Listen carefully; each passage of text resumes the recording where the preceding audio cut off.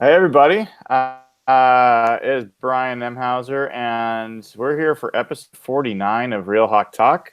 There's a ridiculous amount to cover tonight, and with me, back from a mini moon, newly minted married man. I assume you're still married, Evan Hill. We are 11 days into it, and she has not called off the marriage yet. So we're doing great. We're doing great. I had 10 as the under, so you guys have already beaten me. So congrats on that. Yeah, massive milestone. Very thankful for it. And as well, we've got at real Jeff Simmons up there in Toronto, dude. I assume you're still in Toronto. Yeah. I wish I wasn't. How you doing, dude? I'm good, man. I'm good. This has been a crazy day for us.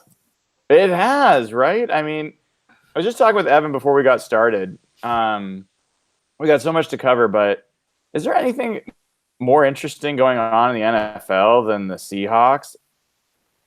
I mean, think about not only the fact that the team's doing what the team's doing, not only the fact that they have the best action green uniforms in the NFL, not only that the receivers are doing the best celebrations in the NFL, not only that they've got an MVP caliber quarterback or one of the greatest coaches in NFL history, and definitely one of the greatest in Seahawks history, but even their fans are the best in the NFL. Our very own Josh, known as Cable Thanos, CABLETHANOS on Twitter, blew up today. I was at work, and Evan's sitting here texting me, "Go to Twitter. Do you know what's going on? Go to Twitter." And I'm like, dude, I'm in a meeting. Just tell me what's happening. So Evan, what the hell was going on? Yeah, so it's funny. I was sitting at a coffee shop around noon when Cable Thanos starts blowing up, and Brian starts responding to me. I really can't check Twitter right now, and I'm like, Brian, you really need to check Twitter right now. It's worth it. So I sent him a screenshot, and it was obviously Russell Wilson pumping up Cable's video, which was really cool. And I really don't think we've ever seen anything like that. It feels like we broke Russell Wilson's robot stereotypical persona on Twitter. So it was super cool to see. And if you've been living under a rock, maybe you missed it, but go watch his video if you haven't. It's super awesome. It got picked up by GeekWire. He's been on Deadspin. He is definitely owning Twitter right now. Yeah. So I was the one who told Josh that Russell got to him. So we have for everyone who doesn't know, we have a group thread that we all talk to each other, and I wrote you guys a message, like a bunch of exclamation marks. I was kind of going crazy, and no one responded, not even him. Well, and I'm like, what am I seeing things? And finally Josh gets back to me, and he can't believe what's going on. And then Russell kept responding to him, and Russell wrote him like 3 or 4 messages that just no one's been able to. Russell's Twitter game is horrible. It's unbearable at times. And today he looked like a person. He looked like a fun Twitter guy. He was using GIFs. He was using, I don't know what cracked, but we cracked Russell Wilson. It's probably the biggest accomplishment in Seahawks Twitter history. Yeah. I mean, definitely Josh gets all the credit. Yeah, and not we, Josh. And poor Josh, he's sitting here trying to do right by his schoolwork and study, and and now Russell's asking him for to just invent a video to hype them up for the Pro Bowl by tomorrow, and it's going to be a fun ride for Josh. I mean, he's got a great voice in what he's creating. He's got a really unique point of view. He combines all sorts of amazing knowledge of Seahawks Twitter and just the general conversations that have gone on here for years, and all these pop culture references that are just I loved the unaccountability today. I think my favorite thing was maybe the Benjamin Albright troll. For those that don't know, Benjamin Albright I don't know exactly what he is, but he's some like, verified media guy on Twitter about the NFL. And he had a tweet in the summer around something like, somebody asked me who's going to have the first pick in the draft this year. And, I said it's going to be the Seahawks. It was something like that, right? Evan, you've got it posted on your account. Is that right? Yeah, it was who's going to have the first pick in the draft. He answered it was the Seattle Seahawks, and he's gotten a lot of flack for it over the past few months. And Seahawks Twitter doesn't really forget things. We don't forgive and we don't forget is what I like to say. And we've kind of been poking him about it over the past few months, and it kind of eclipsed a certain threshold over the past couple days. Yeah, he had a rough Sunday with you, especially. He was retweeting your old tweets. Yeah, you broke him. Can we clear the air for a second though? Because I don't like drama. Whatever. No. Not in like a personal person-to-person way. I actually really like Benjamin Albright. Like, I think he does really great work, and he gets like awesome scoops way before anybody else. And he's been super accurate in the past. And I just don't. I felt like I was just poking good fun at him, just like we all have bad takes and we all do to each other. My bad takes get retweeted almost every single day, and it's fun to look back at.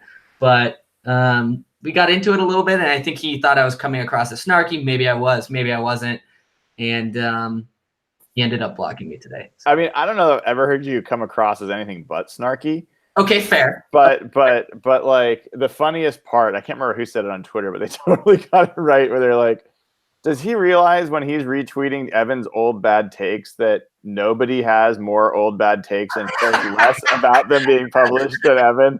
Like, I mean, you can pick your tweets from any given day and retweet them from like 2 hours ago, and most people would be humiliated by them. But you're pretty much embracing them. That's one of the things we love about you, Evan. Well, yeah. I mean, come on. You got to be shameless about this stuff. You know what I mean? Like, come on, man. He could have gone after like one of my food opinions. Like Indian food is bad, Asian food is bad. Both things are true, but he could have gone after me. No, we're not turning this into a food take conversation because that's going to go off the rails even more. But I have to say my favorite part of Josh's video was the Russell Wilson run, which is related to the Benjamin Albright thing. But that was freaking brilliant when Russell Wilson takes off and then he has Russell like running through all these things. I think he like runs down Benjamin Albright's throat through his like colon or something. I mean, that was pretty. I don't know. I loved that. Did you guys have a favorite part of the video today? Oh God, maybe it was Schottenheimer like slapping like the duct tape on the. God, I don't even know what to say. I told you this, Brian, before the podcast. I can't process everything that has happened today. Like, there's like, can you imagine being Cable, Thanos, or Josh right now? Like, his popularity has like skyrocketed. He's like an overnight like millionaire. It's crazy. Yeah, he should be. It's great. It's great. All right, Jeff, you can get us back on the rails here. We've got a lot to talk about. And hopefully we'll even maybe we'll get a bonus Josh video out in the next day or so. We'll see if it all comes together. But man, there's ton to discuss. Where do you want to start? Oh yeah, well, let's go back to the Vikings game. That was Monday night. Kind of a bizarre game in the fact that pretty much it went remarkably different than any other Seahawks game this year, with a defense totally dominating, the offense having some incredibly bizarre moments. And it was a 3-0 game going into the fourth quarter. So the Seahawks were able to pull it out in the end. The Seahawks were the better team all game and just kept shooting themselves in the foot, or bizarre things were happening. But in the end, the Seahawks beat Minnesota. They're 99% playoff now. Yep. They're pretty much locked in for the 5th seed in the NFC. So we'll start with that. So what stood out to you guys? We'll start with you, Evan. This is a little bit off track, but it was Frank Clark's comments post game. Did you get it? Jeff, you were the one that pointed it out to me. It kind of took a little bit to spread, but Frank Clark had some really interesting comments post game where he basically called out Richard Sherman a little bit and was like, Richard Sherman isn't in this locker room anymore. His opinion doesn't really matter. They've got, I'm paraphrasing here, but they've got issues in Santa Clara, San Francisco, whatever. And he was all about like, this is my defense now. This is Bobby Wagner and I's defense. And, coming off a super cool, amazing defensive performance. That was such a weird game because I expected the offense actually to really dominate, but obviously that didn't happen, as we know. But it's really cool. I think we have to give a little bit of credit to Frank Clark. Coming into the NFL, there was a lot of skepticism, around him for many reasons, many valid reasons off the field, and maybe some on the field too. But it feels like he's really grown into a leadership role on this team. And, he's mostly done good things. And I think he's a player to be really excited about. And personally, I hope they can keep him around with an extension. Yeah, Pete came on this week and was saying there's no way they're letting Frank go. I mean, he was pretty clear cut in his comments about that. I think they're talking about Brock and Salk, and they're asking him about that, and he's like, "We're not letting Frank go." So I think that's a certain sure thing. As far as in the game, I come back to the comments that he made. But as far as in the game, I was shocked at how good the defense played. Like from the very first snap, I don't know if you guys remember it, but there was a run play and they stuffed him, and the entire defense piled on. There was guys jumping on the pile, like all 11 guys. And I looked at my friend, I was like, sitting next to me, I was like, we haven't seen that for years, where the Seahawks really swarmed to the ball and showed that kind of enthusiasm and like swagger kind of, and how they were going to protect their house. And so that was a great start. And then give credit where it's due. Like Ken Norton and Pete came up with a twist on their defensive philosophy. They were playing different coverages. They were playing different personnel, playing 6 DBs, 7 DBs. And this is a team in Minnesota that passed like 70%, like the number one percentage passing offense in the NFL. And they came up with a game plan that I think really confused Kirk Cousins and had them like scuffling. Adam Thielen didn't even have a target in the first half. Like that to me was shocking, because this defense has been anything but shut down for the last, 4 to 6 weeks. Yeah, if you remember on our show last week, one of the things I brought up was that Minnesota has a really bad offensive line. And I did think there was an opportunity for Frank and for Jaron. But you're right. Ken Norton and Pete really did a good job in that game, just doing some different stuff. I remember in the first third down of the game, they had that 7 DB look that you probably haven't seen since Pete's first year. And that completely confused Kirk Cousins. The biggest thing for me was Shaq Griffin. Shaq Griffin, maybe he can only play on Monday night or something, because his 2 Monday night games this year have been ridiculous. The Bears game, this game might have been better just considering the quality of competition going against Thielen and Diggs. He was fantastic, and having Kendrick's back made a big difference. Unfortunately, that's a short-term thing. Bobby was great. If you watch the film on some of those 4th down stops where Frank knifes through the defense, Bobby just tackles Dalvin Cook, or it was Latavius Murray at will. He was fantastic. You kind of saw more of an edge rush coming. Again, it might be the bad Minnesota offensive line. It might be Kirk Cousins being finicky. But, yeah, the defense played with a different kind of energy that you have seen all year. And, again, I'm still trying to figure out if that was progress or that's just Minnesota's O-line kind of playing into what Seattle's strengths are, and it's the speed off the line and Frank Clark. But I don't think you can say that. That wasn't my interpretation. I mean, definitely the Vikings offensive line's crap. We talked about that before the game, and that obviously contributed. But I think you have to give the coaches and the players credit for the way they played. They did come in with a different game plan, and the players, I think someone in the chat pod just said this, and they were right. Someone on defense said that they knew the plays that were coming, that they were that prepared, that they knew the offense for the Vikings. We don't usually hear that from the Seahawks. And then Shaquille Griffin, a great call out, Jeff. I mean, I've been pretty hard on him this year. I think he's taken a step back. He was great in that game. there was a play late in that game, and I think it was the one before they forced the field goal. I'm not sure, where there was a pass to Adam Thielen, and it was for a third down, and he was wide open, and Griffin broke on the ball and like dove and knocked it away. I think it was a second straight deflection or something like that. That's a great play, and it's not a play we've been seeing. We've not been seeing him make a play on the ball like that. Really, you're right, since the Chicago game. So huge kudos to him. And another piece that I want to call out is the tackling. I don't know if it was coming through on TV, but Dalvin Cook was like a hair away, a fingertip away from breaking like probably 6 or 7 runs in that game. And he had no one in front of him, and there would be Shamar Stephen would grab him by one arm, or like it was different guys. Like Trey Flowers had a great tackle on the edge. Like there was a number of guys that stepped up, and the tackling had not been that good for a while. So yeah, I don't think you can say that's the offensive line either. Fair. I think McDougald had a really good game too. Yeah. McDougald had the breakup in the end zone on Kyle Rudolph on the 4th and goal. Brian Baldinger did a video today purely focusing on McDougald's tackling in the game and his just ability to diagnose plays. He's really developed this year, and he was kind of slowing down from the beginning of the year in the last couple of weeks. That game in Minnesota, if you watch the film of it, he was fantastic. He was covering receivers. He was covering tight ends. He was playing in the box. That was as good and complete as a game as he had all year. Can we stop on Michael Kendricks for a second? Yeah. Obviously, the news, broke today that he broke his tibia or something, so basically broke his leg.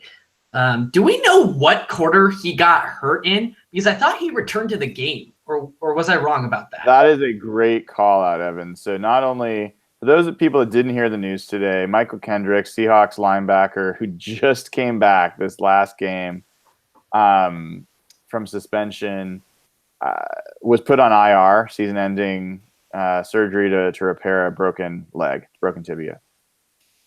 And I heard Brock and Salk interviewing Pete after the game, and Pete made a point to say that Kendrick's hurt. He thought he hurt his knee, but that he was just a tough guy and he wanted to come back in, and he just really was a warrior and he kept playing.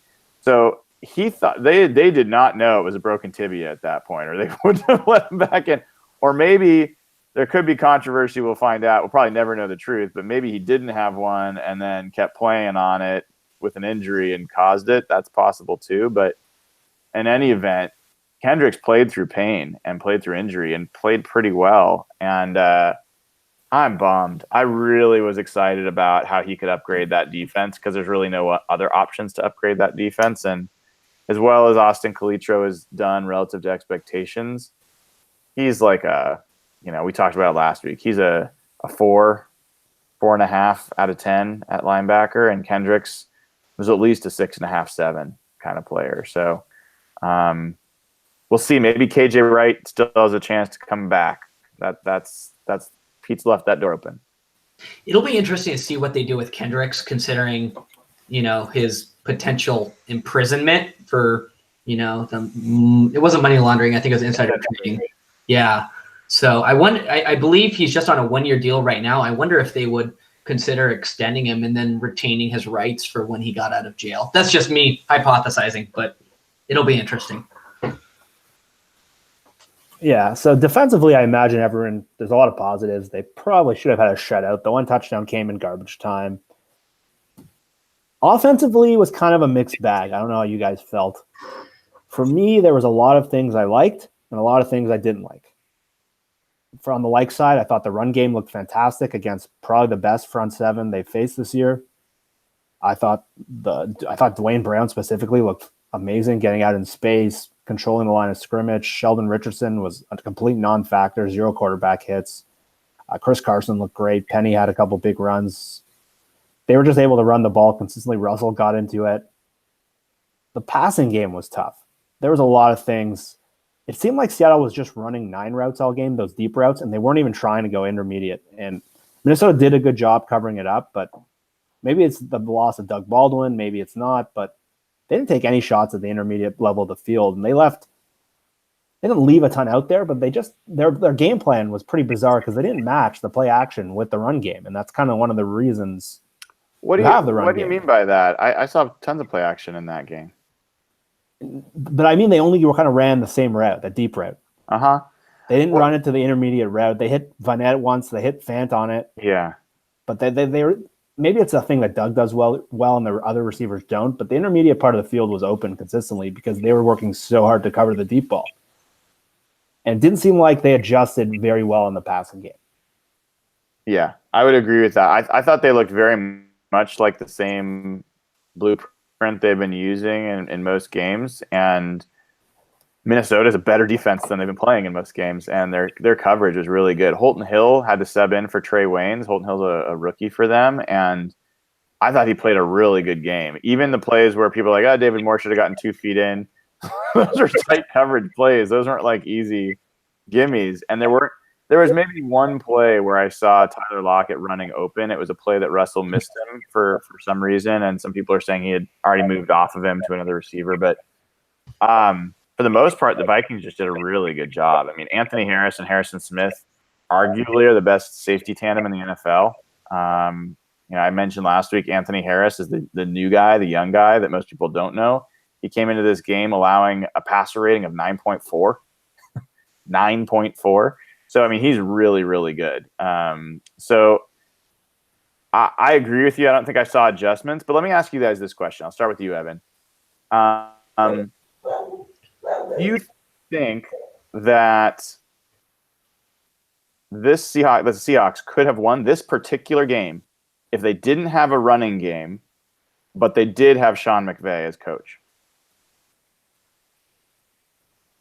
Yes, absolutely. Why? Because Sean McVay is brilliant offensively. Like, there's no. Are you kidding me? Like, are we really comparing like Brian Schottenheimer and like Pete Carroll to Sean McVay offensively right now? Nope, that is not the question. Question is, if they didn't have a running game. Yeah, no running game. But they had Sean McVay. Okay, actually, I retract my answer. I'm not sure. Because I think I'm underrating that defense a little bit. That's what I think, dude. I've been thinking about this a little bit. I came into the Monday night with really high expectations for the offense, but I've been wondering if I've been underrating the Vikings defense a bit. How about you, Jeff? Same question. Probably not, in the fact that I think without Doug in the lineup, I don't think Seattle maybe has the receivers to run that kind of offense. And if you saw, there was almost no separation. If you eliminate the run game from that, as good as Minnesota defended, they're even easier to defend. With Tyler Lockett, who's a great downfield separation guy, but with Jerron Brown, David Moore, who's a great player but raw, and Malik Turner, Ed Dixon, Vanette, I don't think you can run that McVay offense. I think the McVay. So you know what's an interesting comparison here? Rams, Bears. That's why I'm asking, dude. Rams, Bears. I'm leading you into that. And why is that relevant, my friend? It's relevant because Gurley sucked. They had no running game. Well, actually, I don't know if it was Gurley that sucked. Something sucked, so their run game sucked, and they sucked. So maybe Sean McVay wouldn't win that game, but I don't know. Yeah, the point there for me is Bears defense is really good, right? I think we all know that. We've seen it. And when the Rams offense is really good. I think we all have tons of respect for Sean McVay. I think we've talked about it. Like, Evan, you were at the game with me when we just marveled at how many players were wide open and how easy of a game it is for Jared Goff. You know, he's not thrown into tight windows almost ever. But when it counts in the playoffs, when you don't get to play the crappy teams and the games get harder, then I think you see that. I think that Bears-Rams game was really instructive, right? The Rams offense all of a sudden wasn't able to get wide open plays. They weren't able to have comfort. Jared Goff was struggling and making some just bonehead Jared Goff-esque plays that I think is his true nature as a quarterback when he doesn't have someone like McVay scheming for him to have wide open throws. And I think the Vikings are not the Bears, but I think the Vikings are a really good defense. And I think if you had Sean McVay controlling the passing game, but you had no run game, I don't think that I don't think that they win this game. And the reason I'm harping on this is because this was a pretty interesting game for the Seahawks. I don't think they could have won this game any of the past 2 years, even with more of the Seahawks defense back. I think in games when Russell Wilson, there's no way for him to pass, and it's just like he's having an off day, the defense takes him away. I don't think the Seahawks have had a good chance to win those games. And they piled up over 200 yards rushing against a really good running defense too. So I think it was really encouraging to see this Seahawks offense have a part of their identity that is so far been pretty agnostic of what defense they play against. They've been able to run against just about everybody other than really Carolina of late.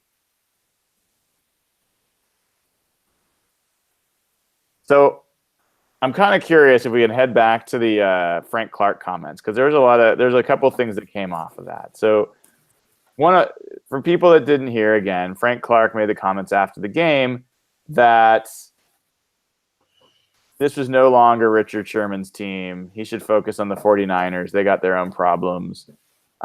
He said things that there was like a cloud hanging over the team since 2015 after the Super Bowl, and feels like that's finally lifted. I might be missing some other key points. But beyond that, then you had Brock Heward tweet basically something along the lines of, I hope the NFL is paying attention that this is like great coaching and, this is a great Seahawks team, and it's free of these older defensive players that all they cared about was making money and themselves and their fame and fortune. Am I getting that roughly right? Yeah. Yeah. And then Michael Bennett responds to Heward's tweet and says, I wish you weren't so negative. Cliff Averill comes out, and has his own, subtweet about what Brock Heward said. I think Stephen Cohen, maybe of The Athletic, came out and was like, look at people who never stepped on the field making comments about Hall of Famers or things like that. Anyway, it got ugly. It got ugly, dude. So where do you guys fall in that whole, who do you feel like you're siding with? What are the sides that kind of emerge for you? Evan, why don't we start with you? Yeah, so that's a great question. I think my first take, number one, and I'm a hardline stance on this, it's completely inappropriate for anybody, absolutely anybody, to call out any player, anybody who has a job for wanting to maximize their income. That's a joke to me. That's a joke. We all work to, upgrade our lifestyles, support our families, all that stuff. Anybody calling out any player, especially in a limited career window, like, the National Football League, where players really endure so much abuse on their bodies, I think it's completely inappropriate to call out players for maximizing their income. Now, when it comes to credit, taking credit and making things about them, making themselves bigger than the team, I think that's fair play. I think that's different than the money issue. I think the whole Michael Bennett, Brock Heward conversation was a little weird because I don't think Michael Bennett was necessarily the player that Brock was originally talking about. I think Brock was originally talking about Richard Sherman. At least he was probably thinking of Richard Sherman when he was tweeting that. I don't think Michael Bennett deserves to be in that same conversation. I think there's a lot of things that, didn't go Sherm's way the past couple years, and obviously a lot of controversy around that. But overall, it's kind of a sad situation. You just you don't like seeing that. You know what I mean? It just kind of sucks. Where did you come down on it, Jeff? Well, I'm a big Brock and Salk listener, and even though I live in Toronto, I listen to their podcast almost daily. And the one thing about just the context of it, the MMQB article and the SI article really rubbed those two the wrong way. And those two have been really harsh on those players since those articles came out, kind of the takedown of what happened to the Seahawks. Salk was the one kind of pushing that boo Richard Sherman thing. He was the one kind of bashing any Seahawks fan who wouldn't boo Sherman. Just if you listen to those guys consistently, that comes up all the time. And I do. And so when the Seahawks won the game the other night, Brock, sometimes when you get a little too cocky as a fan, as a person, you sometimes like to brag and you sometimes like to take digs. And he kind of was taking a bragging about Pete and bragging about the team and took kind of an unwarranted shot at some of those other guys who were kind of thinking it's all about me. The team's going to fall apart, the Titanic. They've been making reference to that Titanic comment all year. And every time the Seahawks win and get closer to the playoffs, these guys' heads get bigger and bigger and bigger. So I think that was just kind of like the world's colliding there and blowing up. And yeah, I kind of also see what Evan's saying that Bennett, I think something happened with Bennett behind the scenes that we don't know about. I know that book story came out. Everyone kind of takes like funny shots of that, but I think there was more going on with Bennett behind the scenes.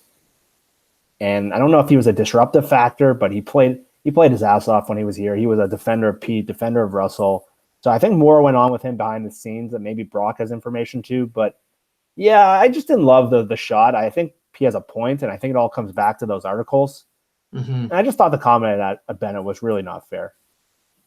Yeah, I feel like I kind of empathize with a lot of sides here. I mean, I've definitely found myself in Keyword's shoes, Brock's shoes, where you tweet something out, you feel you like you've been carrying something around with you for a while. You're sick of seeing all these mentions and all these people who are taking one side, and you feel like you know something different, and you finally just decide to let it out and put it out there.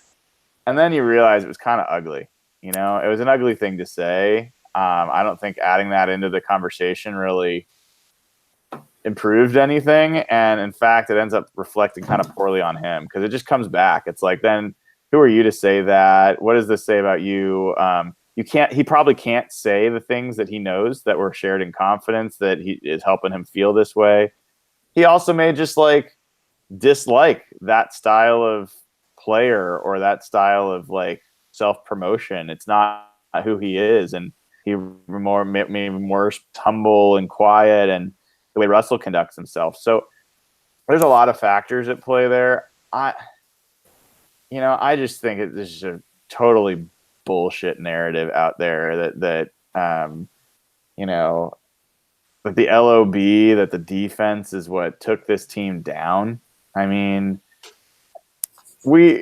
Evan, your tune's a little bit different now, so it's not quite as hot of a take of a discussion right now. But like, I've seen folks that are just look that defense got the Seahawks to the height that they reached as much as anything else, and Russell Wilson was absolutely a part of it. So was Marshawn Lynch, and even Tom Cable was part of that. Evan, so. I just don't see any reason to spend time tearing them down and talking about what they did wrong. I'm super happy with the height that we reached and having a team like that and having a defense, which I think is the best of its generation.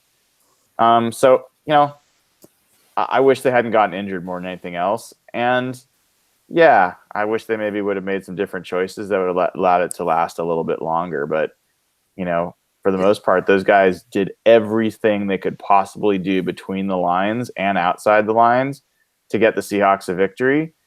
And, I don't really fault them for it. I completely agree with you, actually. It's a weird conversation just because we have like such a young, new, exciting team with a kind of a newer identity. And I loved what William Cornell, Rain City Series, tweeted either today or yesterday, where he tweeted that the winning of this team just feels pure.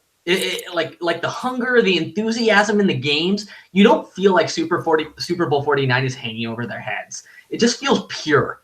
Like winning is pure, and this is not something I feel like we've felt in a few years. And it's just like, why are we still talking about the Legion of Boom? Like, I'll tell you why. Because Sherman's comments before the 49ers Seahawks game about Russell validated those articles that came out, and that's what did it for so many of these guys. Everyone thought it was Sherman behind those articles, and I think these comments kind of validated that thinking. And it just was a sore wound I'm sure Frank took offense to it because he seems to be a big Russell Wilson guy. And that's why. That's the answer. Well, but so I agree with you, Evan. We talk about the past a lot on this pod because there's been some pretty great recent past. But dudes, what was the name of Josh's video? We were freaking 8-5. Like, yeah, let's take a couple minutes to celebrate that. I mean, it is amazing. Who was right?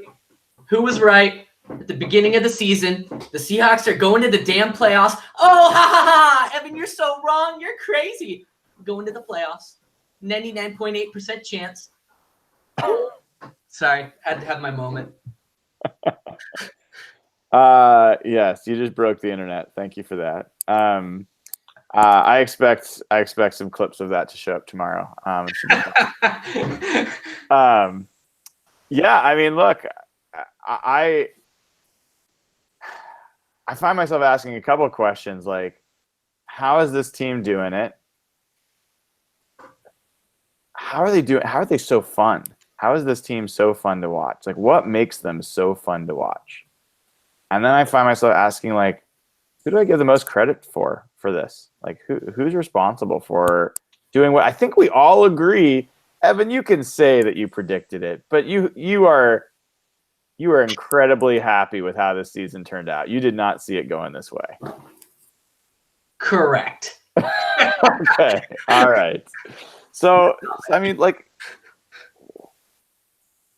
how do you guys think this is happening? Like, what are the things that you think are fundamental to, like, how this team is outkicking its coverage? I think it really comes down to the top factor being Mike Solari's hire and Tom Cable's firing. And I know this is a common cliche take, but I really think going from Tom Cable to Mike Solari and then bringing in DJ Fluker, J.R. Sweezy, and even Ifedi's evolution, that has been so cool to see. You know, I think Football Outsiders had them ranked 13th overall in terms of offensive line rankings. That's something we've never had in the Cable era or even close. We were like high 20s, 31 and 32, even a couple years. So, you know, we talked about it, Brian. I went back and listened to one of our podcasts in August where we were like, hey, just give Russell like an average offensive line. Give this offense an average offense. You will be blown away by what they can do. And this offense has been pretty good this year. Their red zone offense has been insane. So it's just super cool to see. I really think it all comes down to the offensive line, you know, the trenches up front. It's something we've been struggling with for like the past 8 or 9 years, and it's really gratifying to see. How about you, Jeff? Like, give me your top 3. And Evan, you have a chance to think of your other 2. Your top 3 reasons why the Seahawks are overachieving. I'm going to double down on what Evan said. I think offensive line, by far, I was cautiously optimistic about them going into the year. When that Albright tweet came out, I remember getting into it with him and some others saying the offensive line will be fine. That was before they got Sweezy. I just thought between Dwayne Brown and Britt, that was enough to make them fine. But I know they're 13th. To me, they're a top 10 unit. The way they're handling these fronts that are really good and the way they can keep a defense off balance, like in the run, that's the first scoring drive they had against Minnesota. I know they ended up only getting a field goal, but the way they kept that defense off balance, they look phenomenal. And the amazing thing to me isn't just the starters, it's the depth. You got like Fant now who's playing, I think 30% of the snaps, Baldinger said today. And he looks like a pro out there. And the way Jordan Simmons has stepped up. And thank you.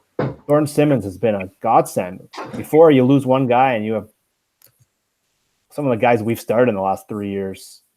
Jordan Simmons is when he's played, they're averaging like 250 rushing yards a game. And then you have Posick as your 8th lineman now who can play 5 positions and he's got his flaws. But if he's your 8th lineman and you got 5 good starters, that's so much. Like Baldinger called it one of the greatest 1-year turnarounds he's seen up front in NFL history.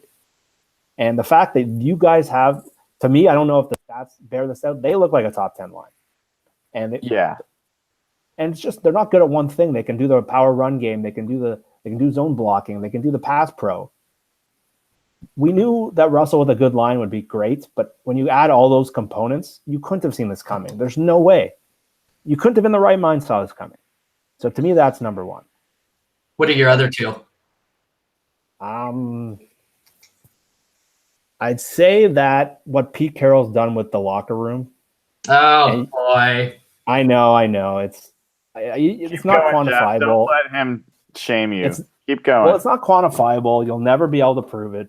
But having everyone on the same page and going in the same direction with a clear identity, to me, that's one of the biggest ways you judge a head coach and one of the biggest things a head coach does. And if you look at what the locker room was like the last couple of years with the infighting and everyone trying to take credit and the offensive line that was crumbling and guys yelling at coaches on the sideline, I think having everyone on the same page and kind of knowing how they are, and since week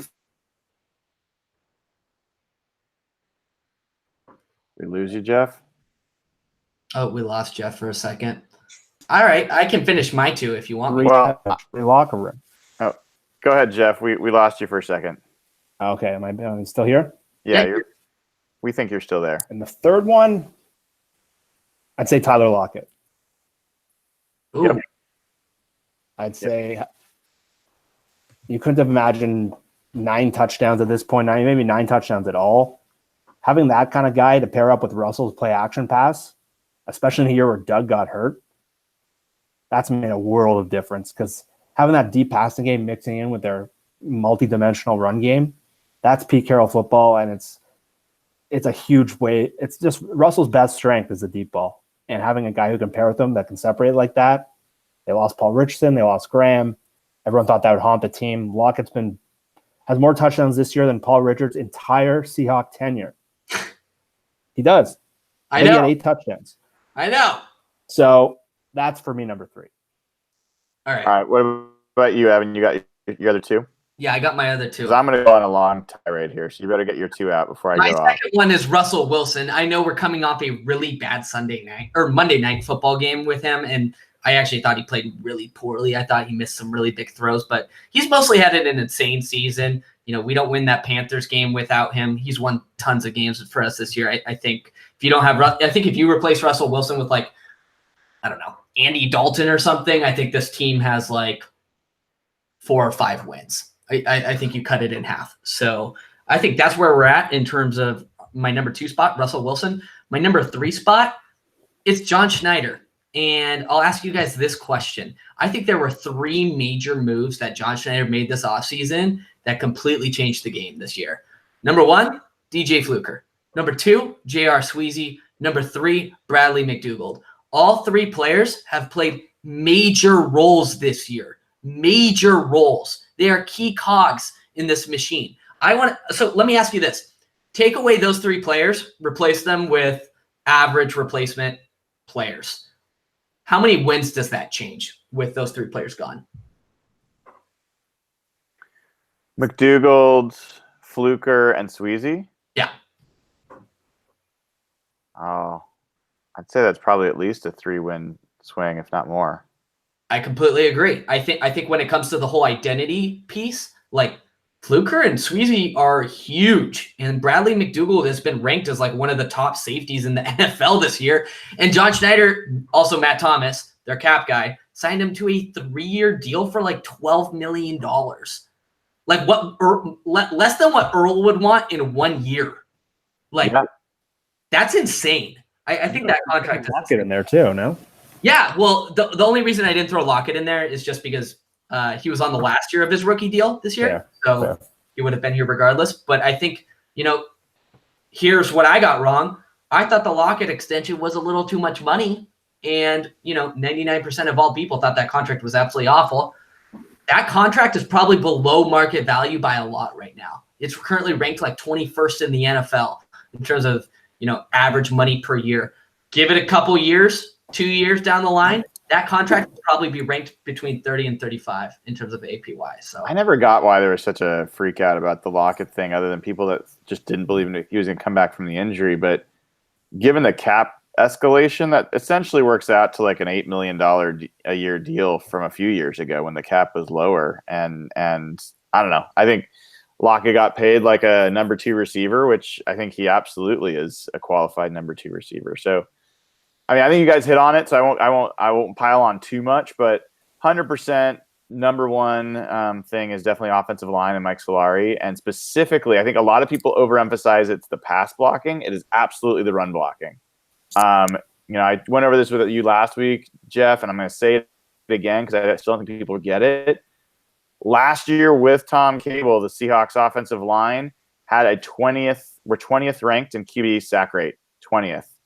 This year they're 29th. I think they might have even gone down to 30th. They've actually gone backwards in sack rate, so sacks per dropback. And from a pass block win rate, which ESPN does, they were 11th last year for the offensive line. That really isolates the offensive line's blocking ability. They were 9th this year going into the Minnesota game. So there's been minor improvement there from that perspective, but not worlds different. But if you look at the run game, it is completely different. It is a completely different run game. We even heard it from the running backs early in the season that they have more holes to choose from. They have more options of how to get their yards. And I think that has been, you cannot overemphasize how critical that has been to this team. And for me, that's the second thing is the run game. And the you can credit Solari, but you have to credit Schottenheimer, who's calling plays. There's not many play callers who are willing to call 53%, of their plays to be runs in this day and age. He's willing to do it. You have to credit Pete for actually going to Schottenheimer after week 2 and saying, this is not our identity. We're getting back to our kind of football, and we're going to run the ball. And Schottenheimer agreeing to his credit and them doing that. I mean, I think people forget Mike Solari was the offensive line coach for weeks 1 and 2, and it was not just Fluker as the difference. And it was not just the fact that they were playing Denver and Chicago. Dallas is a damn good defense. Minnesota is a damn good defense. They've played good defenses, and it was a change in how they were calling the game. So I think that's what's huge. Tyler Lockett's been huge. I think the 7th round from 2017 has been huge. David Moore and Chris Carson and what they've been able to contribute this season relative to what you'd expect from second-year, 7th round picks, I mean, is outstanding. I think George Fant's a great call-out. That guy, missed almost the entire season. He basically played a couple snaps of a preseason game and was out. So, it goes across the board. I think a lot of pieces there. But honestly, Evan, when you get down to it, the person who's most responsible for the Seahawks being 8-5 instead of being much worse is Pete Carroll. That's a complete joke. You are wrong, and let's hear how wrong you are. Go ahead. Tell me why I'm wrong. I'll tell you, Pete Carroll's not a top 5 reason this team they currently have 8 wins. It's not a top 5 reason. Okay. No, I'm serious. I want to backtrack my take, though, because I don't want to come across as too hot. Number 1, Pete Carroll's really good. Really like Pete Carroll. Love Pete Carroll. Pete Carroll's fun. I like Pete Carroll. Number 2, Pete Carroll, I'll say it again, is good. Number 3, he's not a top 5 reason the Seahawks. No, he's not a top 3 reason. Sorry. He's not a top 3 reason the Seahawks are being successful. I've already backpedaled from 5 to 3. No, I got my wording messed up. He's a top 5 reason. I put him at probably number 5. But so how would you grade his coaching job this year? What would you give him? Are we talking like A to F type of thing? Yeah, A to F. What would you give him? Maybe like a B minus. And what do you evaluate that on? I think you have to consider everything from, one thing is like head coach, dude, he plays a role in everything, especially at the Seahawks. Like he controls personnel, he has the final say on roster. He fired Tom Cable, fired Bevel, fired a bunch of coaches, brought in new coaches. So I think you have to include him in the credit there. He's a motivator. He's an identity setter in terms of the culture, what they're trying to do on offense, on defense. So I think he kind of has hands in everything. I don't think my take is hot by saying that I don't think he's been a top 3 pivotal factor for this team this year. I really don't. Like, and I go back to the three I had. It's Russell Wilson, Mike Solari, the offensive line, and John Schneider, the moves he made this offseason. And I actually agree with you, Jeff, though. This is super hard to quantify. Like, there's no way to completely 100% reasonably measure this. But looking at those top three reasons is Mike Solari, Russell Wilson's performance this year, which has been really, really good. Probably top 3-4 quarterbacks this year. You know, outside of Patrick Mahomes and Drew Brees, I can't think of anybody who's probably played better than him. And then the huge signings by John Schneider. It's hard for me to look past those things. It really is. Okay, we still haven't said why Pete got a B or B minus. I think there were a lot of it has to do with how he started this season, to be quite honest. Those two games, and I will 100% admit it, weigh very heavily on me. I think the complete lack of identity, the complete lack of preparedness. I thought they showed up to Denver and Chicago looking like a joke. Like, it was disgusting what we were watching. Like, people were pissed. People forget like how angry we were. We were about ready to throw Pete Carroll off like a skyscraper. Like, people were pissed with Pete Carroll. I think the start to the season was atrocious, and I think that has to be included in your evaluation of Pete. I also think he's had a consistent pattern of poor clock game management this year. There's been some really, that's not new. You know, that's something we've seen with Pete Carroll over the years. But Evan, let me ask you something though. Like, I get it on the first two games. there was nobody more livid than I was after those two games. And I was the one that was calling for him to be fired after those two. Like, I've been a huge supporter of his. He clearly, from my perspective, had worn out his welcome. He was not even honoring his own philosophy and his own identity for the team. So definitely get that. But the whole premise of this question is, who do you give credit for getting to overachieving? Like, we've reached a point in the season where this team is overachieving expectations, and they started 0-2. Yeah.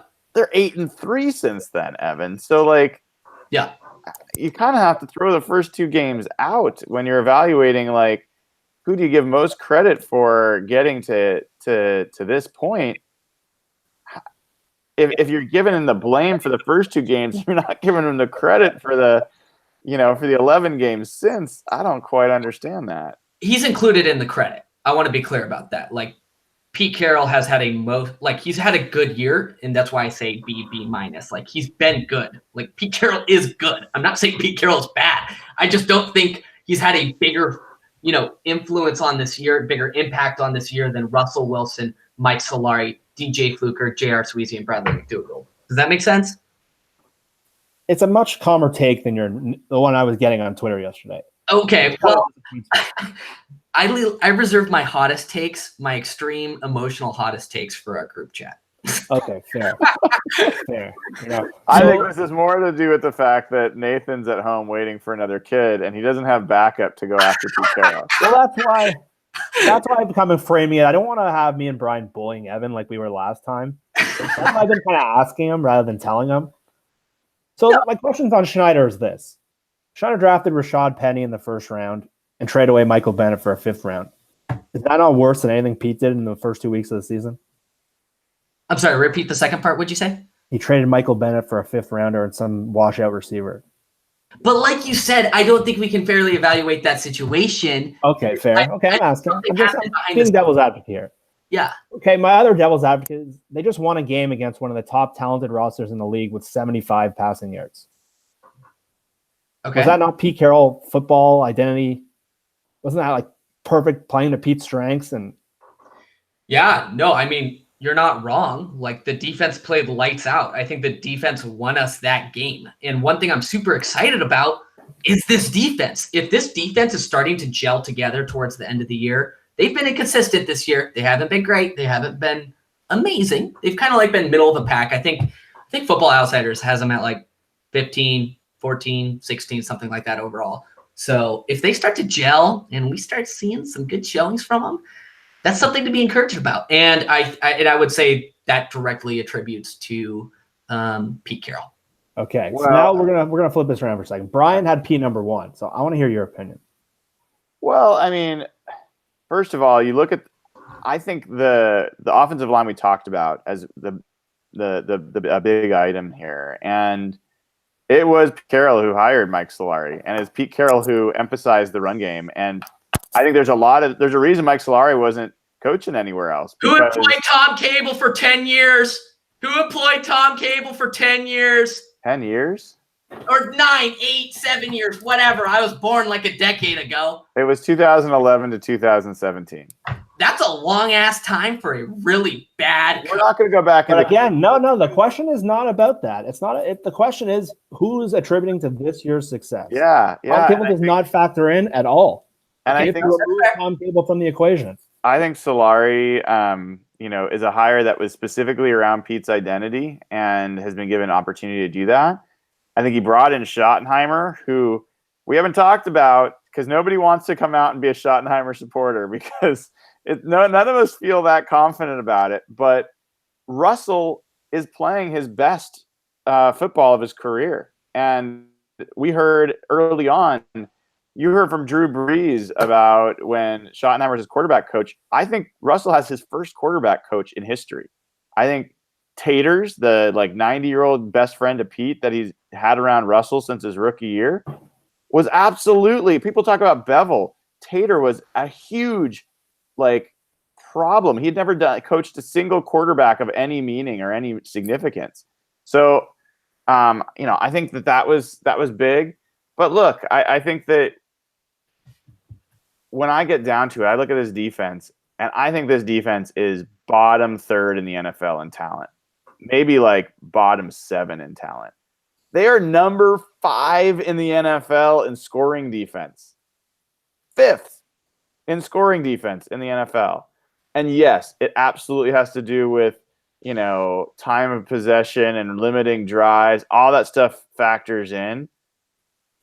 I don't care. This defense is so low on talent and so inexperienced for even the talent that they do have.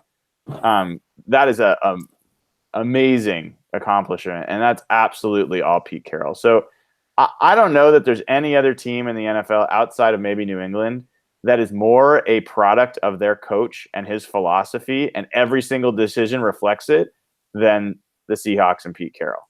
This is his team run his way.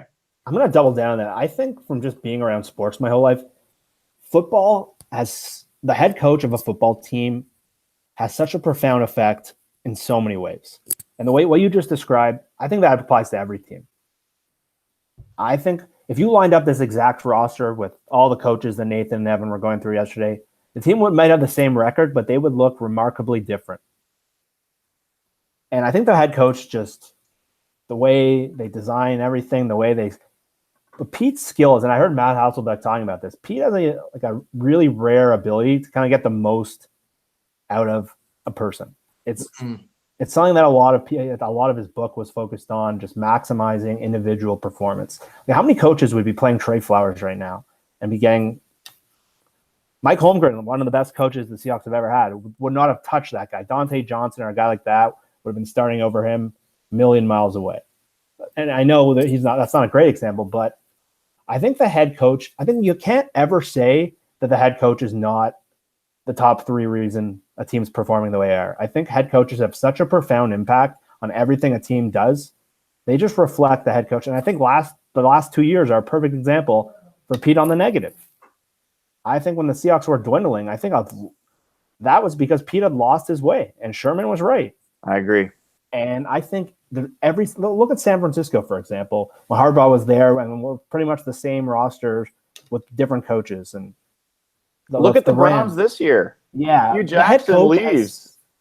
And it's not like that in basketball, and it's not like that in hockey, and it's not like that in baseball, where the manager does nothing, basically. It's all dictated by strategy and talent. Football, at every level, the head coach has such a profound impact. And that's my point. I'm not even defending Pete. That's the funny thing. I just don't think you can ever say that. So, Evan, I know you got a roll here in about 5. We're going to keep going past it because we got more to talk about. But let's talk for a second. Let's look ahead. Let's look ahead. Seahawks are 99% shot to make the playoffs. There's a really good shot they're going to be the 5th seed. And it's looking like they're either going to play Dallas or maybe Chicago. I think those are. Am I right that those are the two likely opponents? Yes. It's almost certain. So, Evan, and I think that either one of those we'd be playing away, right? We'd be playing in Dallas or in Chicago. Correct. Which team is your preference, and is there either of those teams where you feel like the Seahawks are unlikely to win that game? I think Chicago's a much tougher game. Actually, maybe not a much tougher game, but a slightly tougher game. But I think we could beat both of them. I kind of want a second shot at Chicago. I really do. I think this offensive line, this offense was a complete mess week 2 when we played them. I know Chicago, I think, is the tougher opponent, but I kind of want them. I kind of want the hard road. I'd be excited about going into Chicago. I know it'd be cold. It might be snowing in Chicago, at this time of year. I think that'd be a fun game. Weather-wise, when you're talking about Russell Wilson and, his play in weather, I think you obviously prefer Dallas, especially in a dome. And I don't believe Chicago's in a dome. No. So that'd be a fun game to have a snow playoff game in Chicago. So how about you, Jeff? Where's your head on those two potential opponents? I'm gonna go Dallas, and it's actually a tough question because Dallas has been one of the best teams in the NFL the last couple of weeks. They took down New Orleans. I think Louis Riddick called them a potential Super Bowl contender in the NFC, who I take his word very strongly. But I think it just comes down to the weather difference. Playing at Jerry World in that indoor stadium fits Seattle, the speed game. Playing outdoors in Chicago, that's a tough place to play. Russell's playing the weather. I know the running game will travel anywhere, but I really jumped out at me just what I think Ben tweeted out this week. Chicago on like a DVOA scale is just worlds above any other defense. And while Dallas's defense does look pretty good, I think there's just a world's difference between the Chicago defense and the Dallas defense. And I know you can argue probably there's a world's difference between Dak and Trubisky, but playing indoors against a worse defense with a run game that can travel with Seattle, I think that to me stands out the best. Yeah, I think you can be certain that Chicago will be favored by more points if the Seahawks are playing there than if they're playing in Dallas. I would guess Dallas would be favored by probably 3. I would bet that Chicago would be favored by 6 or more if we got those two. And here's the thing: as you look at Dallas is the more complete team. 100% agree with you, Jeff, that if you're looking for the elite of the elite, then I think that Chicago's got the most elite unit on one side of the ball, right? I generally believe that the best unit in football tends to be the one that wins the Super Bowl. So if you have a defense that is better than any other unit, offense or defense, then you have a good shot. I think the Seahawks 2013 defense was that. They were the best unit in football. They were better than the Broncos offensive unit that year, which is probably the second best unit. And you could argue that the Bears defense is in the conversation for the best single unit in the NFL this year. The Saints offense is in that conversation. The Chiefs offense is in that conversation. The Rams offense is in that conversation. Dallas doesn't have that, but they're much more well-rounded. I do not respect Chicago on offense, and I certainly don't worry about Trubisky in a pressure situation. I don't like their biggest weapon is Tariq Cohen. I don't think Jordan Howard's been that great. I don't think that their other receiving threats are that great. So I think that gives the Seahawks a real shot in that game, especially because I believe the Seahawks could run against Chicago and have some success there. And I think that Russell, even when he didn't play a great game, was showing that he was able to move the ball in that game at the end. He just made that pick 6 was a horrible throw, bad choice. And it still was, potentially going to be a close game there. So Dallas, you've got Dak Prescott and Ezekiel Elliott and that offensive line. I don't know what's happening with Zach Martin after he went out that game. That's a big potential injury for them. But that's a really good quality offense. And Russell Wilson's historically had a lot of trouble with Rod Marinelli's defense.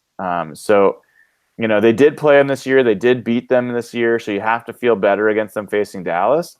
But I don't think it's quite as obvious of a choice as most people might think. No, and the one thing with Dallas they didn't have is Amari Cooper. And Amari Cooper's been a total game changer for them. I remember when the Seahawks played them, they couldn't get open at all. And that's why they made the trade. They had guys like Alan Hearns and Cole Beasley, and they had no separators at all. And Cooper's been a world of difference. And that's completely changed the team. They were a team looking like a top 10 draft pick, and all of a sudden they're now a Super Bowl contender. And guys like Jalen Smith have emerged on defense. And I don't think there's an easy choice. So I think all 5 of the top 5 teams in the NFC are really, really good. And I think 3, 4, 5, those are all very good teams. So playing outdoors is not ideal, but yeah, Chicago's definitely not as dimensional in terms of like there's high level skill players on offense as Dallas is. It's just the indoor versus outdoor thing to me that swung my vote. How did the Rams Bears game change your perspective on NFC playoff picture, or did it? It did a bit. I think if the Rams had to play outdoors in a cold weather game, they would be toast. And Jared Goff is a California kid. Gurley's from the South. They're not cold weather players. He looked scared. He looked fearful. And maybe I think less of the Rams than I did 2 weeks ago. Just the way they once a physical defense that could keep up with them, they made them look scared. They wanted to go home, it looked like. But the difference is the Rams are going to they're going to be the 2 seed, it looks like, so they're going to either play at home or play in New Orleans. Maybe they could still be the 1 seed if New Orleans falters down the stretch. So in that setting, they're very good, but I'm not as fearful of them as I was 3 weeks ago when they looked unstoppable. Yeah, I mean, the Saints is the other piece here, which, they lost to Dallas. Dallas made them look very pedestrian. And how did Dallas do that? They did it by running the ball effectively and having a pretty stout defense that slowed them down a little bit. And then the Saints went and played Tampa Bay, and Tampa Bay, highly efficient passing offense, and managed to slow them down on defense a little bit, and that was really close. Tampa Bay had every chance to win that game. So I just don't know that there's a Titan in, some giant beating team, or a giant to be beaten, I should say, in the NFC. I think you could argue the Seahawks are ascending more than any other team, other than I'd say Dallas might be the one that's worth putting in that mix because Dallas is playing so much better than they had before. But I don't believe Dak Prescott is anywhere near the quarterback that Russell Wilson is. And I think when the game's on the line, I like the Seahawks. One of the things we didn't talk about the reasons for their success this year, Seahawks turnover margin has completely come back. And they found ways to create turnovers. And I think that's an issue. So, I mean, I look around the NFC. We talked about Dallas. We talked about the Bears. I still believe the Seahawks have a really good shot to beat the Rams in LA if they play them.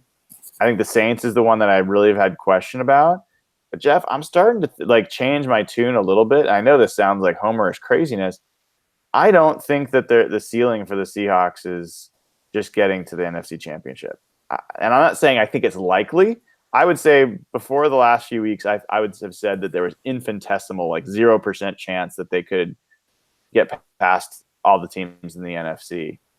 As it's been playing out, maybe it's a 5%, maybe it's a 3% chance. I don't think it's large, but I don't think it's 0.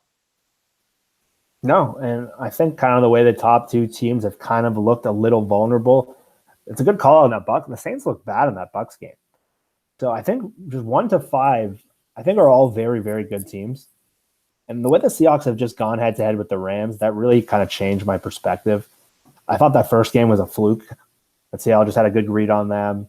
The offensive line played great. But when they did it in LA too, and then they, by a pretty much all measure, outplayed Minnesota for most of that game. The score was much closer than it needed to be.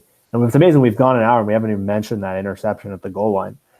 But I think, Seattle looks like they can compete with anyone. And the best thing about them is the way they play. Playing on the road isn't that big of a deal for them because what travels in football is a run game and an offensive line. And when you don't have those things, as we see in the playoffs the last couple of years, that Carolina game stands out. If you don't have an offensive line and you're going on the road in football, it's really, really tough to win. But Seattle, with their quarterback and their offensive line, if they can keep this defense schemed up and getting better, that's a team that can beat anyone. And yeah, it's probably not likely to win 3 road games, but they have the skill to do it, and they've shown they can go head to head with anyone. The Chargers. I'm excited to see how they line up with the Chiefs, but they're not going to have to play a team like that. And yeah, it's probably not likely, but it's definitely possible. So, well, one, to reiterate your point about the road, I think the Seahawks are one of 5 teams in the NFL to have a winning road and home record. So, I think the other teams are all good teams like Kansas City and stuff like that. So, Seattle's 4-1 since those first 2 games on the road. That's a great point. 4-1 on the road. They start off 0-2. Those are both road games, and they're 4-1. I'm like you. I throw those games out. Yeah. So play with me for a second. If the Seahawks get the 5th seed, and who would potentially be the 6th seed? Is it like Dallas is going to win their division? Probably going to be Minnesota. Yeah. So Green Bay could sneak in there. The only way for the Seahawks to host a game would be the NFC Championship if Minnesota wins their 2 games. Is that right? That's not happening. Kirk Cousins stinks. Yeah. I was getting myself excited for a second that maybe Dallas would be in that spot, but no, they won't be. No, they're going to have to go on the road 3 weeks in a row. Yeah. No, it's true. If there's any team that could do it, this team doesn't seem to know any better than the fact that they don't seem to realize that they're not supposed to be this good. So, man, it has been so much fun. I halfway through that game, I admit, I was like, turning to my son, I was like, man, this is boring as hell. This is such a bad, like, it was ugly. It was just frustrating because they should have been killing them. Well, I mean, the best part of the first part of that game was the corgi races at halftime were pretty funny. But I mean, Russell made that terrible mistake at the end of the half, as you were just mentioning, and it was just they had the penalty that got them out of field goal range, cost them points there. It was ugly, and but yet at the end of the game you walk away and it's like they almost shut them out 21-0. Like they had to pick, they strip sack Jacob Martin for, it turns into a touchdown. Like Justin Coleman seems to be the guy that's going to get all the returns for touchdowns on this team over the past couple of years. So I don't know. It's been so much fun this year, and it's just like this is what sports is supposed to be, and I think that there's a chance that we're going to have a harder off season than everyone's realizing, and we'll deal with that when we get there. So I'm really focused on enjoying what's going on this year, enjoying the ride, and just kind of marveling at how it's even possible. I mean, this is it's hard to quantify, but it is. I think this is one of the more unlikely seasons of this type that we've seen, definitely in Seahawks history, and I think it's pretty rare in the NFL what we're seeing. Yeah, and I think we need to keep that perspective. Like, I think Will, if you guys follow Will on Twitter, he was kind of ticked off. Kind of some of the stories coming out of that last game where there's this Pete Carroll debate. A lot of that's come from Evan. I know there's just been a huge conversation. It gets to the point sometimes where it's like all of a sudden you're not enjoying it anymore, and you're arguing nonsense. You're going in circles, and maybe this is just us being too deep in the Twitter world, but. Yeah, we really need to take a step back and maybe not worry about who deserves credit or if Pete Carroll's doing the perfect job. Just this team's 8-5, and they're gonna all of a sudden everyone's talking about them as a potential sleeper in the playoffs. Like we need to appreciate that because in 3 games the regular season's over. We're gonna have to worry about a lot of stuff in the offseason, as you mentioned. And who knows what comes next? Who knows? So I think you're right. I think we need to just take a step back and well, God, yeah. if any of you are Mariners fans, I mean, come on. I mean, just juxtapose this. Mariners have not competed for 20 years, basically. I mean, they have not made the playoffs in, I think it's been 18 years or 17 years, whatever it is. And the Seahawks are going to have made the playoffs in all but 2 seasons with Pete Carroll, assuming this plays out the way it's looking to happen. And he's finding a way to compete even as they're reloading. So I think that's huge. And we didn't get a chance to talk about this with Evan, but the debate is that it's kind of underlying the Pete Carroll thing with him. Is Evan's been kind of saying he doesn't think that we should pay Russell Wilson $35 million and then pay Pete to coach him and have him throw the ball 17 times a game.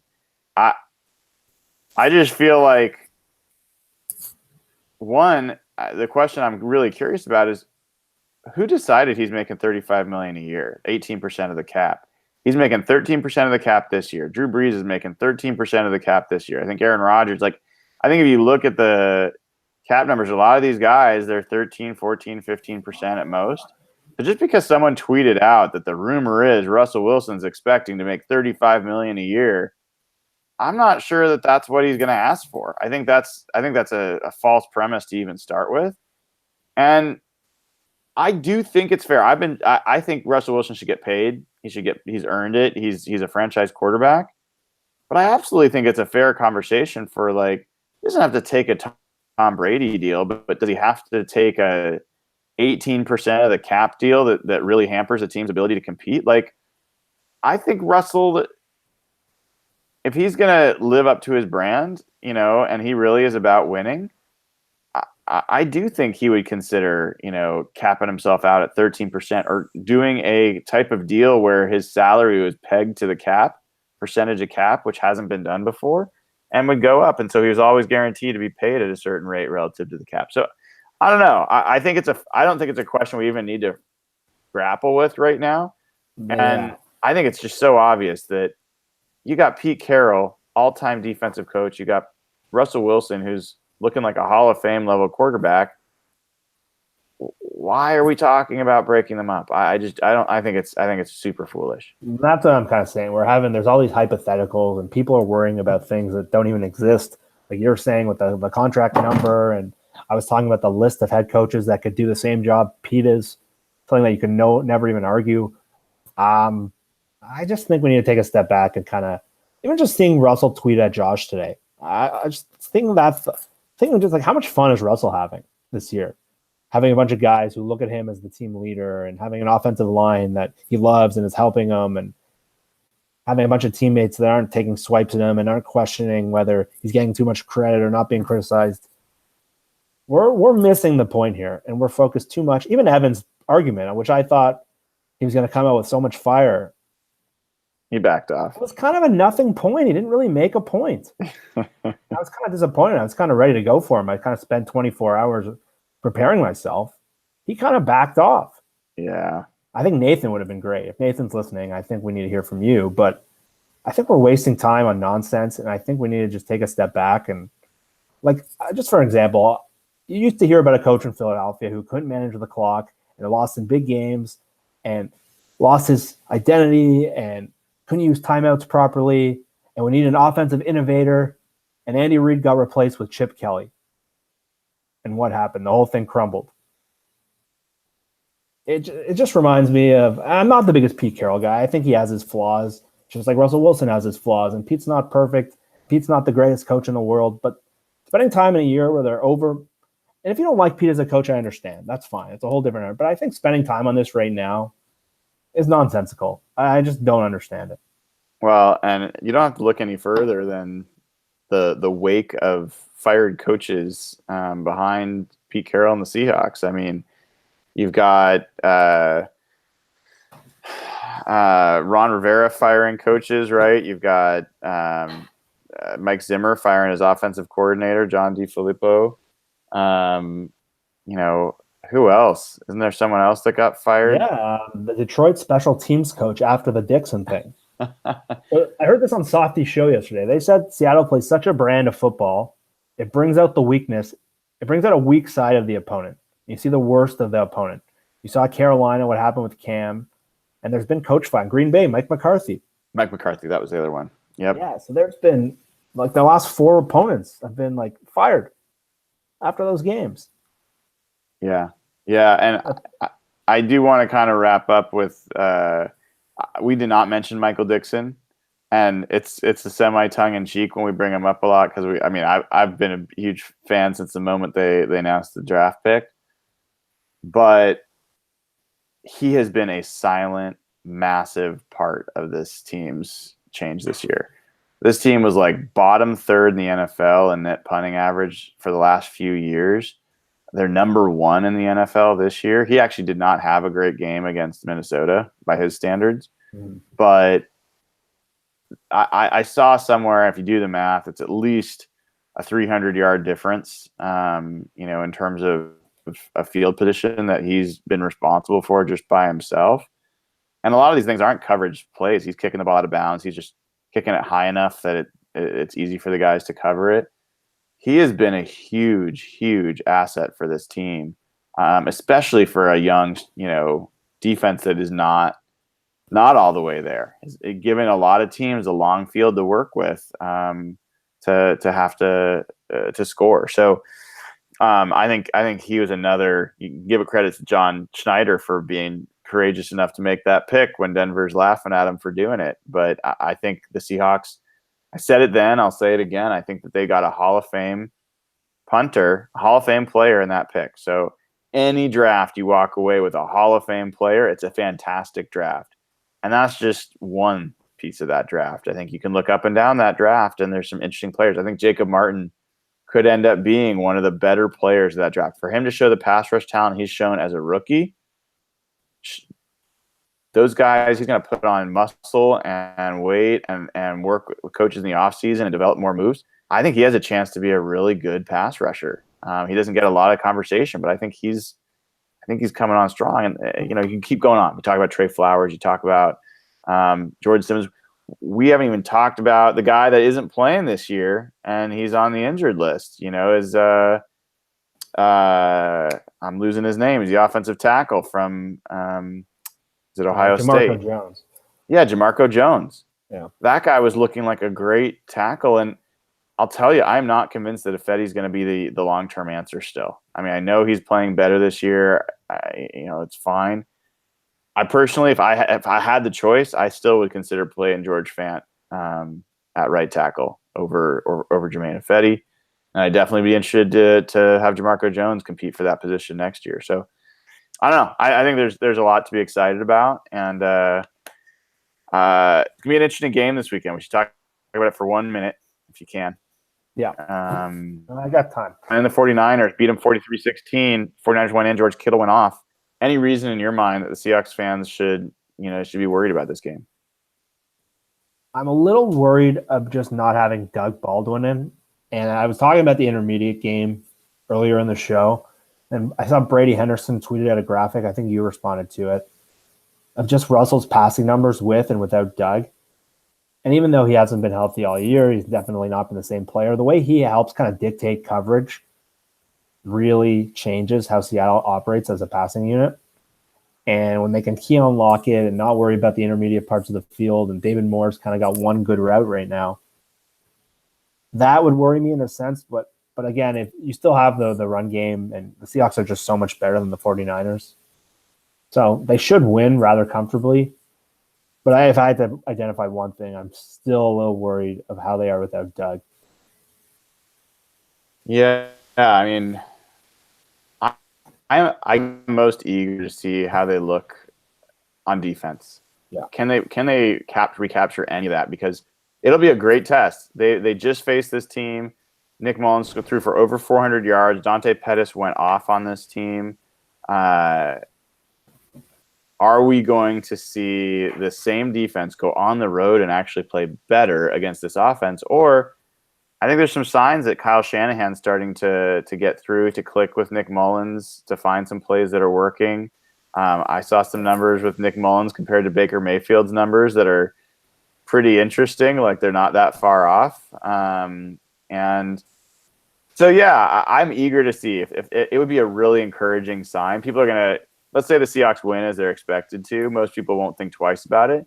But if the Seahawks defense plays significantly better, let's say they allow 300 yards instead of like the 480 or whatever they allowed the last time, that would be a really interesting development. And we're kind of playing with house money. If they lose this game, you know, are they really going to lose both games at home to end the season?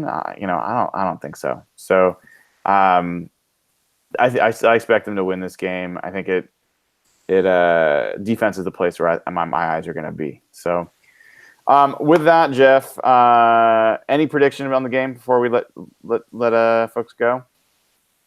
I still think the Seahawks win by double digits. I think